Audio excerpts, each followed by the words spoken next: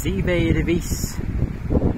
Pozitīvais un negatīvais, diena un nakts, vētra un mierīgs laiks, trakojoša jūra un miers.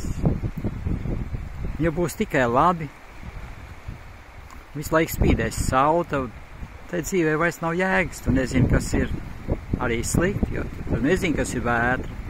Visu laiku ir mierīgi. Ja būs tikai vētras un slikts laiks, tad gan nav jēgas.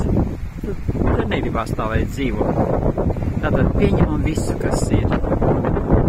Gan labo, gan netik labo, bet vienmēr izbaudām to, kas ir kaut kas ekstrā tajā visā iekšā.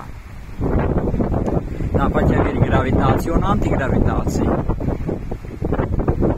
Nekas jau labs nav, kad ir tikai gravitācija. Arī nekas nav labs, ja ir antigravitācija. Vai naktī.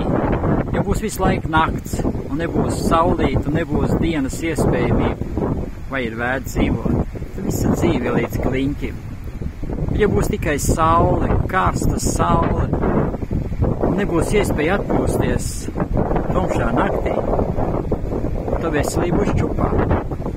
Tātad pieņemam visu pa labu esošu, un vienkārši esam laimīgi, apvienāti, pateicīgi un vienkārši forši.